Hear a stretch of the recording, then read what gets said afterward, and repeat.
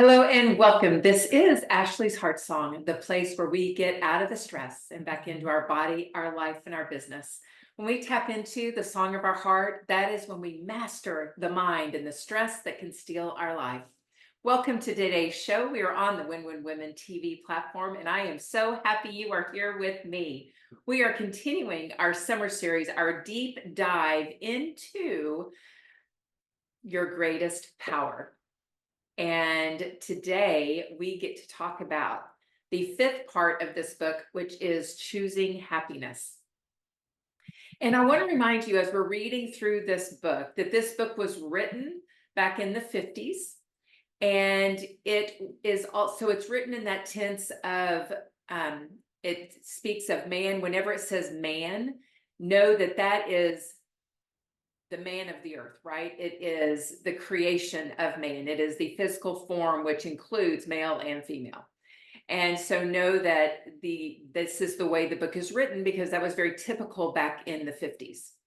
There are some other things that you may notice when we're reading through this chapter, especially that you can tell that it was written not in today's time, but in another time.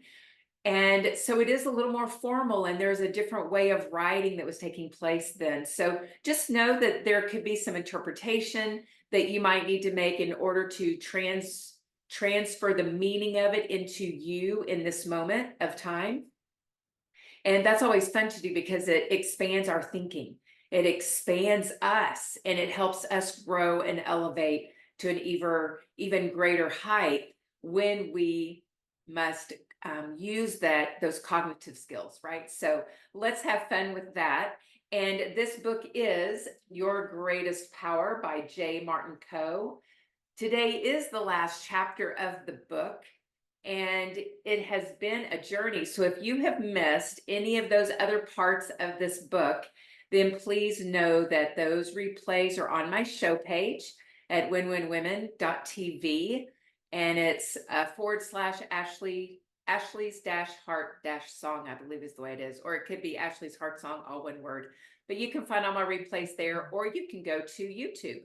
My YouTube channel, Ashley's Heart Song, also has all the replays in that location as well.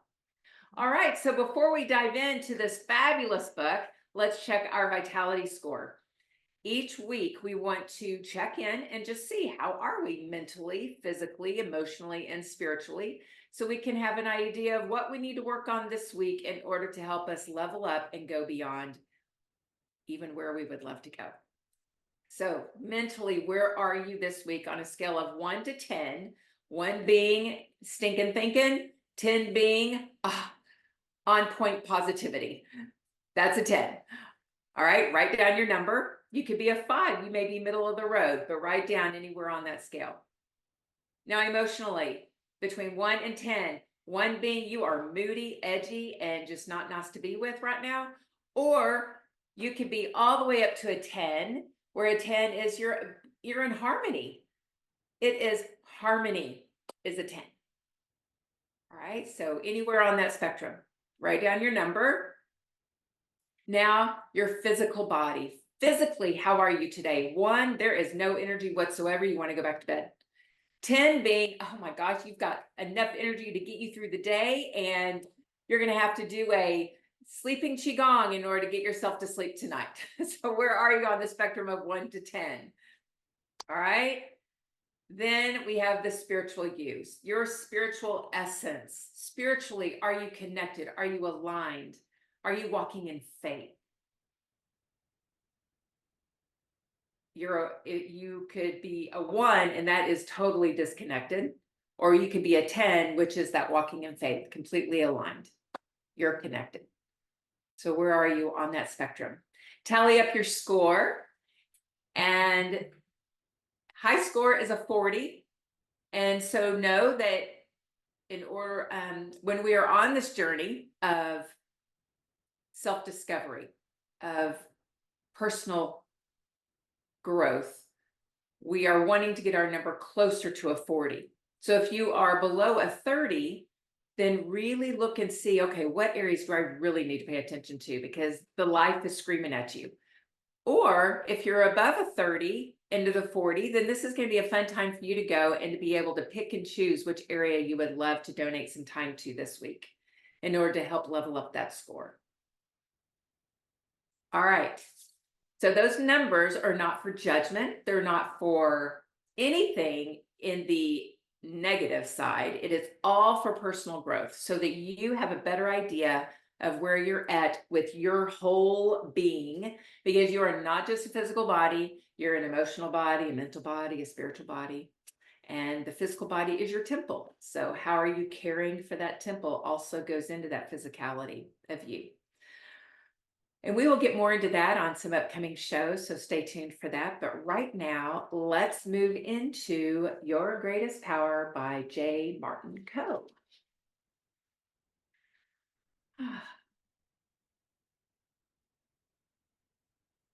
Choosing happiness. So we have been speaking to discovering what your greatest power was week 1. Week 2 was choosing wealth. Week 3 was choosing conditions. Week 4 was choosing personality. That was a really fun one. And now it is choosing happiness.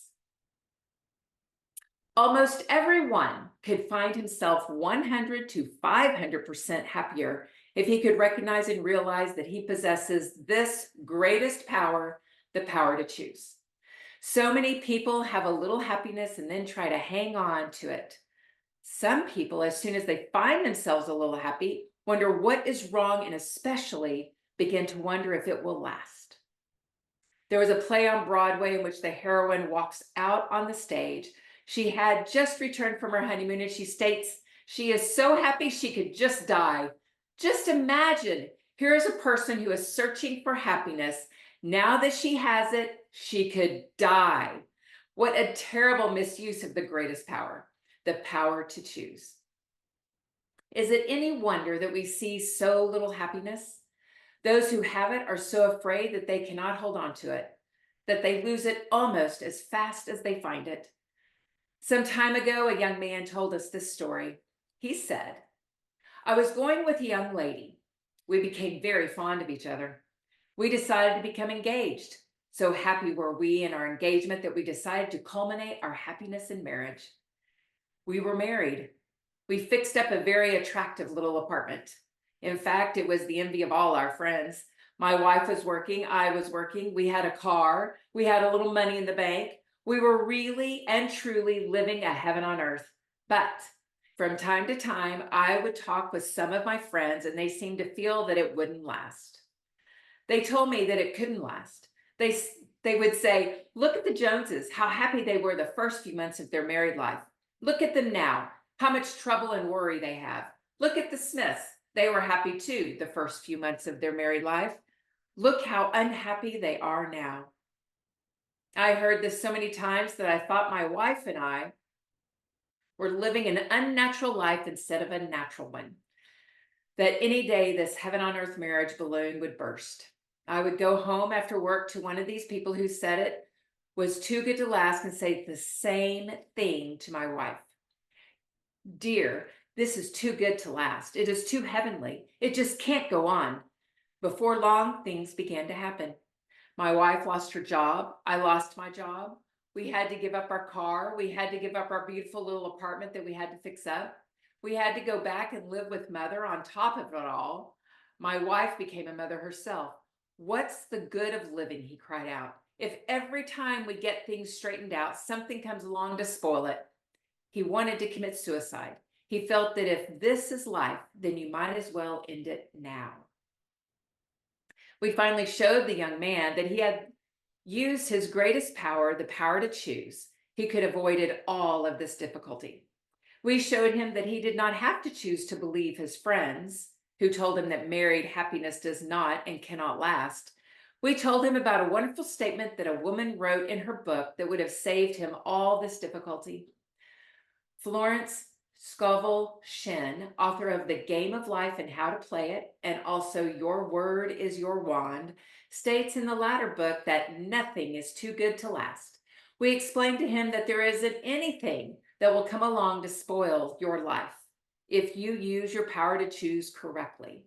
If you use your power to choose that nothing is too good to last, It is surprising but true that things will run along smoothly and beautifully for you, even beyond your fondest dreams. Here's the secret of keeping things running smoothly. But you must constantly remind yourself that when everything is going without trouble, that is the way it is supposed to be. The stars don't bump into the moon. The moon does not crash into the sun. The sun does not crash into the earth. Certainly, if the stars and the moon and the earth traveling at a tremendous pace don't conflict with one another, why can't our lives run along smoothly without the conflicting forces that so many people encounter? Our lives can run along without friction if we would only realize the full import of the power to choose. The power to choose that nothing is too good to last will make a change in your life far greater than one could ever dream of. As one man said, our heaven on earth is right here, but the trouble with most of us is that we don't take advantage of it. Everywhere you go, you hear of people who are getting along beautifully and then seem to have trouble holding on to this smooth living. A man is getting along exceptionally well in his work. He is happily married, he has money in the bank, he drives a big car, he's sitting on top of the world. But can he stand it? No. He doesn't see anyone else living so smoothly. He thinks he is better than the next fellow. He becomes overconfident. Overconfidence always leads to carelessness. This carelessness leads him into trouble of one form or another. Now he is discouraged. Didn't he have everything he wanted? Wasn't he happy? Didn't he go to church and live according to the rules? So he started to look for something to blame. He comes to the conclusion that there was something outside of himself that caused his trouble. He didn't do anything to cause it, certainly not. But let's analyze his case, and what do we find? He was getting along fine. He wasn't short in anything. He made one little mistake. He allowed himself to become overconfident. Instead of thanking God for his good fortune and choosing to keep it that way, he chose to become careless and, not realizing it, deliberately choosing to do something to get back into trouble again. This overconfidence has done as much to spoil and frequently to ruin as many lives as any other reason we might know of. Very little is ever said about overconfidence. We are not aware of it. It overtakes us because we have failed to recognize this greatest power, the power to choose, with the result that we are not careful at a time when we should be. Nature does not want us underconfident, but she does want us to be overconfident. Millions of people have had a taste of overconfidence without recognizing it. If they don't recognize it, they may be kicked down by it and may never get up again. Then when it happens, it takes the spirit out of their lives. They are defeated, they are beaten. They cannot analyze what happened, with the result that another life joins the great ranks of discouraged people. George gets a raise in salary. He comes home as happy as can be. He says to his wife, "Let's go out and celebrate." They call up another couple and go to some nightclub to celebrate. They start to drink. Before long, George is making love to another man's wife. His wife is now making love to the husband of the other couple. Now George doesn't like it. They start to argue. They come home in a rage. The argument continues into the early hours of the morning. After it is all over, George wishes he had never gotten the raise. Then he sits down and begins to complain. He complains that his happiness did not last long, that his good luck was short-lived. But why? Because something outside of himself brought it about? Because God did not want him to be happy? Why? You know why now. George's good fortune made him overconfident. His overconfidence led to carelessness. Careless almost always leads to trouble. Most people cannot stand life when it runs along too smoothly. They crave excitement. They crave it because they choose it. This choice brings them into the troubled state, and then they say, "This is life." Life did not produce the trouble. We bring it about ourselves with our bad choice of thought. From time to time, we hear people say, if I can put this deal across, then I don't care what happens. If I marry George, then I don't care what happens. After we get the mortgage paid, then I don't care what happens. What a terrible choice of thought. How stupid. Can you see why there is so much trouble in the world and why so few people are really happy? Side note for me, Ashley, saying that how stupid was really difficult for me. Could you tell I got a little tickle in my throat? That is one word that we don't use in today's time, is it? So that is very fun to see that in this book. I'm going to pick it back up. Imagine choosing the thought, I don't care what happens. It is almost like going into a restaurant and saying, I don't care what you serve me as long as it is food. They may serve you food that is so badly burned that you can't even eat it. They may serve you meat that you can't even cut. They may serve you a vegetable that is so badly rotted that you can't even look at it. Be careful. It is just as easy to be careful as it is to be careless. You do care what happens and you know it. Keep thinking good thoughts. Keep thoughts that will help you, not harm you. It is important because through this greatest power, the power to choose, life becomes what you think and choose it to be. Our parents and grandparents, our great-grandparents, and people for generations back have so completely filled our minds with the thought that we must have trouble, that this, that, and the other is too good to last. That we of this modern day and age have come to inherit these thoughts which keep the world in mental bondage. The power to choose gave the young man in our story a new freedom. He slept better. He felt better. He realized that there is nothing outside of himself trying to hurt him or destroy his happiness. He began to live. He found a new lease on life. He began to realize that there wasn't something that always happens to spoil his life. That something was his own failure to choose correctly.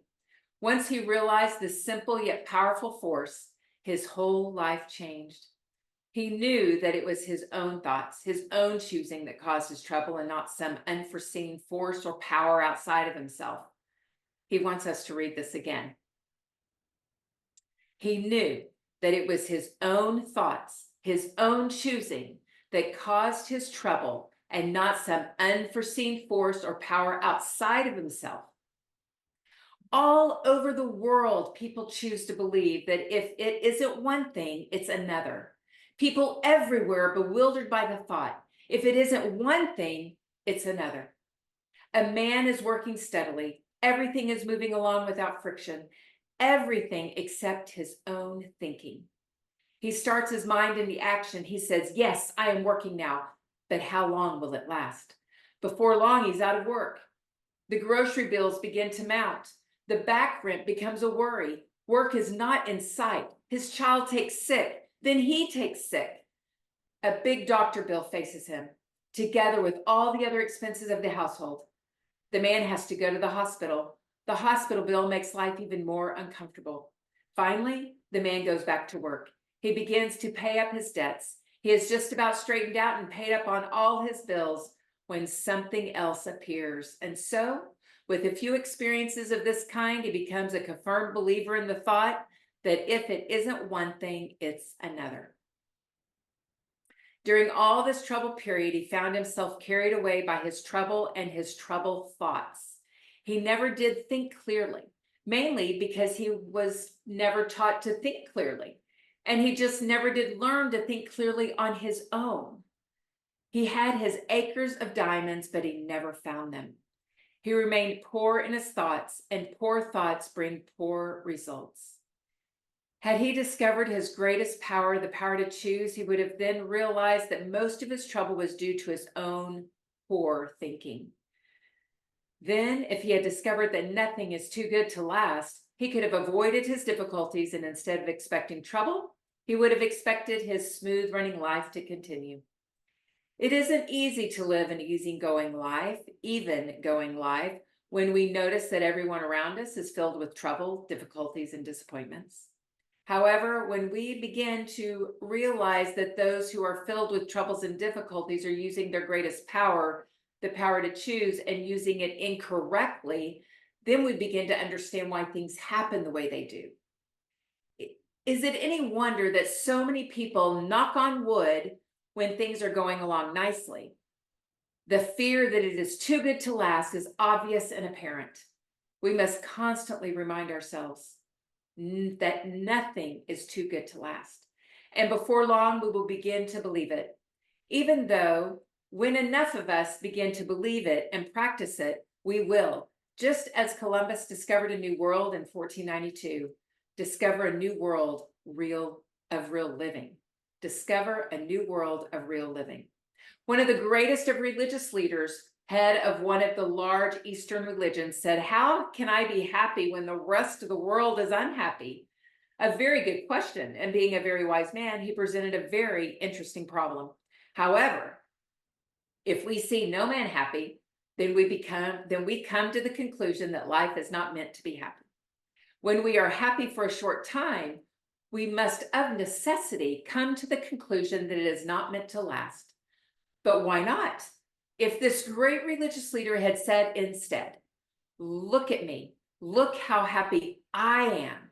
You can be the same as I if you will follow my teachings," then his millions of followers would have felt that it is natural to be happy. And at least one of the great religions of the world would have had millions of happy people.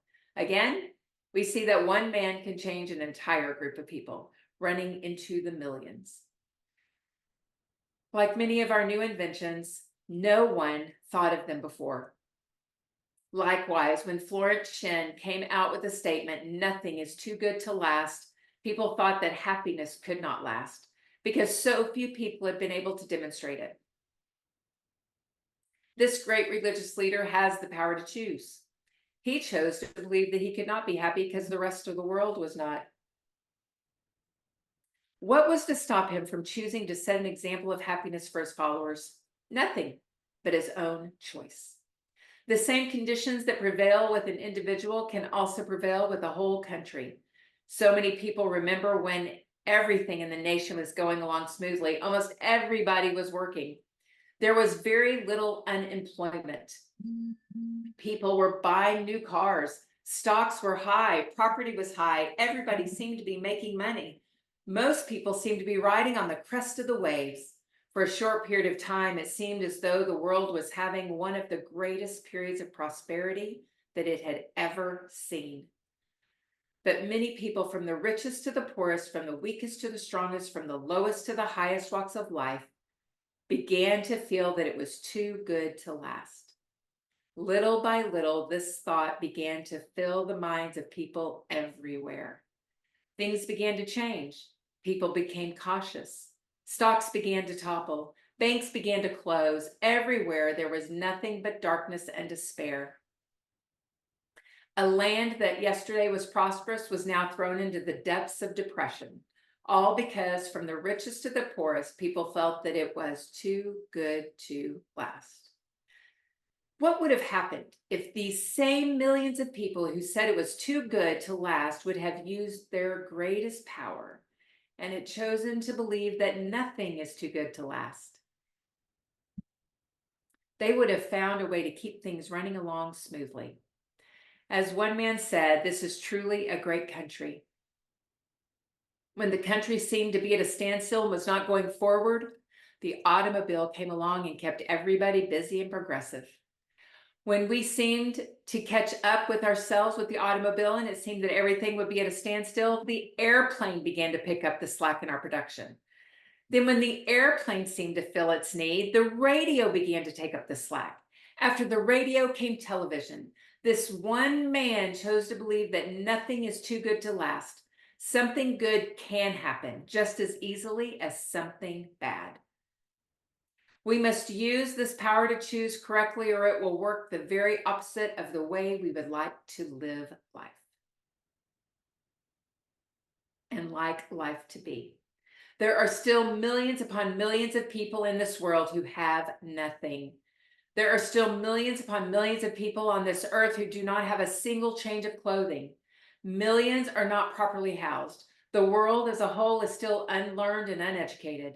According to the reports, 2/3 of the world still eat without knives and forks. Even in this country, there are still millions of people without bathtubs, without decent living quarters, without hope of ever seeing a better way of life. Let us choose to believe that something good can happen. Why must we always use the old model that something bad will happen? We begin to realize now that through the greatest power, the power to choose, that man has come a long way since the first man walked the face of the earth. The world, as a result of modern inventions, is reaching a point that is gradually mastering the forces of nature. And as far as the mechanical perfections that go to make life more enjoyable are endless. With this mastering of nature, we begin to realize now that we have a bigger job, mastering ourselves. We have gone through the Stone Age, the Wood Age, the Iron Age, just going through the mechanical age. We are now entering the mental age. Man has been using, those who have used it, the power to choose and not realizing it. Now that we realize it, we make the great discovery that most of our troubles, our difficulties, and our miseries are man-made. Man has made himself a mechanical life of ease and pleasure, while at the same time he has been making his mental life more and more complicated. It need not be, not anymore. Now that he has discovered this great power, the power to choose, he can choose to live like a man. No longer can man blame something outside of himself. Man must blame himself. Man does what he does because he chooses thus to do. Maybe we won't admit it, but it is true. For years, man worked the whole day through, sometimes putting in 12 to 14 hours a day, with little or no time for leisure. As a result of modern inventions, man has more time for himself. Man, therefore, is at the present time beginning to fathom the art of real living. He must learn how to live because he has so much leisure time on his hands. As long as he has so much time on his hands, he must be able to use it sensibly. If he doesn't, he will bring destruction upon himself. Man has found that tasks that were difficult years ago are now simplified by machinery. Man will now find time to learn how to live. In learning how to live, he will recognize that the most important task is to learn how to live with himself. He will learn to live with himself when he begins to use the greatest power that he possesses, the power to choose. This greatest power, the power to choose, will make life for him what he always wanted it to be. Not to depend upon something outside of himself, but to depend on that great power within himself, this God-given power which makes him a man. He will realize that life does not depend on money, machines, cars, homes, furs, and so-called wealth, but upon his mind power given to him by the universal mind power of which he is a part, and through which all that he desires can come to pass. Man must realize that the most important thing in life is life. Therefore, he owes his first duty to this life which he possesses. If he takes care of his life, it will be what he wants it to be. If he neglects his own life, it will be what he does not want it to be. After the universal power gives man life, then it is up to man to choose to do with it what he sees fit. May we remind you of a poem we came across some time ago. Quote, I shall pass through this world, but once any good, therefore, that I can do. Or any kindness that I can show to any human being, let me do it now. Let me not defer it or neglect it, for I shall not pass this way again. End quote. Therefore, the fact remains that inasmuch as we are going through life just once, we should choose to make a life a confident one instead of a timid one. That we should choose to make a calm life rather than one of restlessness. That we should choose to have poise rather than confusion. That we should choose to make the most of life for ourselves and everyone else around us, rather than spoil our own lives and those about us. We have the power to choose. Let us use it to the best of our ability. As we use our own minds to choose the best, so we will find that the universal mind will come to our aid and assistance to help us choose the best. Together, we cannot fail. We must succeed. just an afterthought. Now that you have read Your Greatest Power, do you feel better? Sure you do. Then read it again, over and over again. Anytime you find yourself a little disgusted, disturbed, or upset, read it. You'll feel better. Keep a copy at your bedside. Read a little before you go to sleep. You will feel better and stronger the next morning. Why not send a copy to someone who needs it? It will be appreciated, to be sure. And that is the end of our book, Your Greatest Power. And I wanted to open up with a couple of, just to pinpoint a few things that I found in the book that I thought were very fascinating, things that we could discuss here, just to bring about some thoughts for you to help you along. Let's see.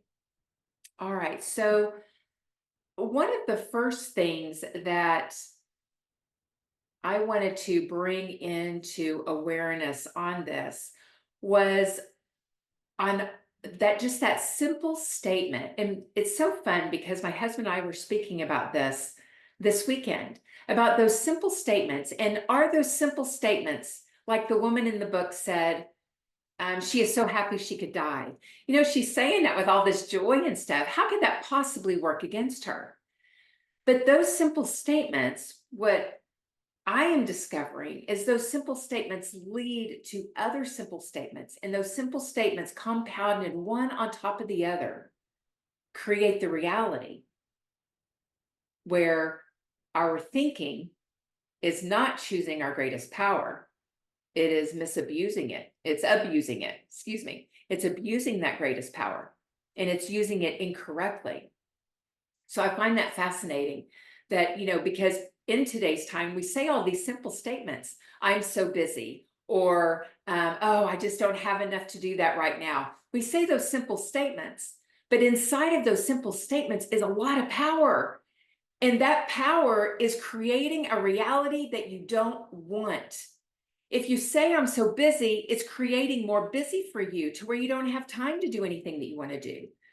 To say the words, oh, I don't have enough to do that right now, I'll have to wait, then guess what? You've created more waiting in your life, more putting it off until who knows when.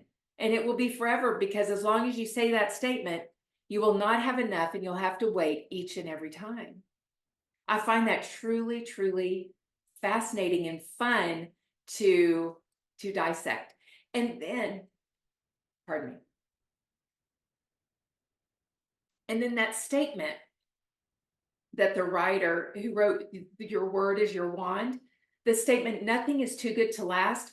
My brain, I don't know about y'all, but my brain was getting tripped up on that. There were too many double negatives in that statement. And I was like, okay, wait a minute. You're talking about, you know, the power to choose and to choose life. And this nothing is too good to last was making me think, okay, nothing is going to last. Nothing good is lasting. I just could not wrap my brain around it. So I did a research on that statement, nothing is too good to last. And this is what my research came up with. Nothing too good to last is a heartening reminder that wonderful things in life aren't inherently fleeting or doomed to end quickly. It challenges the often cynical view that great happiness or success is always temporary, encouraging us to embrace and expect that good things can and do endure. It's a call to optimism, urging us to believe in the lasting power of the good in our lives. And I loved that. It helped me to see that nothing too good to last really did mean that all good things will last when we begin to believe that all good things will last. So my question for you today is, do you believe that all good things will last in your life? When things are going along smoothly, when there's money in the bank, when your leads for your business are coming in, when you are eating so healthy and making great food choices and eating to the point of energy and breathing between bites, eating in macronutrient balance, eating slowly and with awareness, taking time out in stillness, and you're having that time for stillness and connection.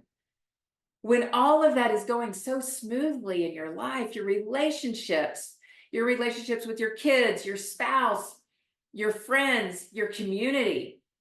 When things are going smoothly, are you thinking, uh-oh, this may not last. I better be careful and enjoy it right now. Are you thinking that?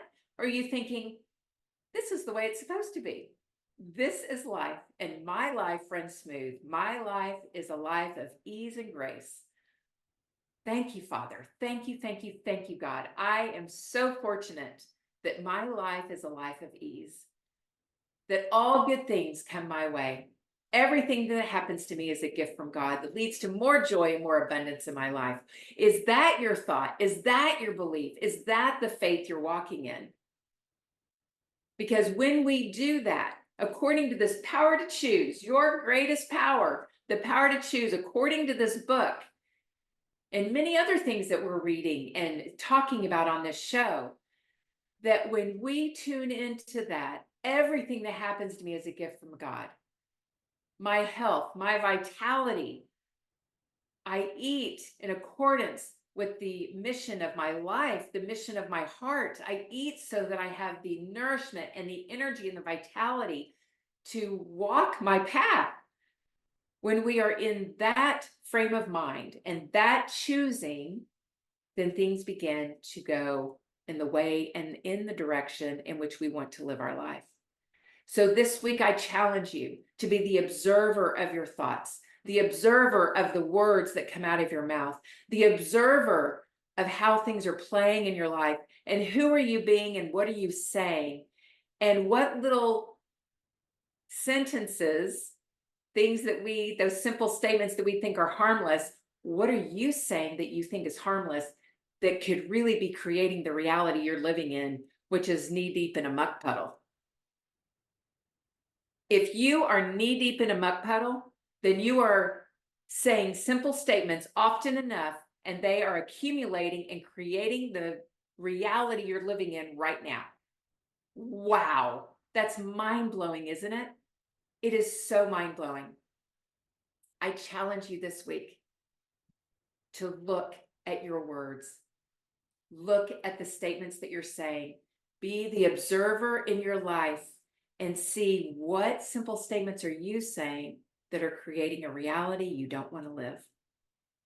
I am so grateful you have joined me for this summer series. It's been so fun to be with you reading Your Greatest Power by J. Martin Kohe.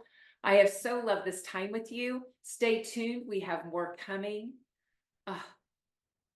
Thank you, thank you, thank you for joining me today on the Win Win Women TV network for Ashley's Heart Song. I look forward to seeing you again next week as we continue to armor up our lives. See you then.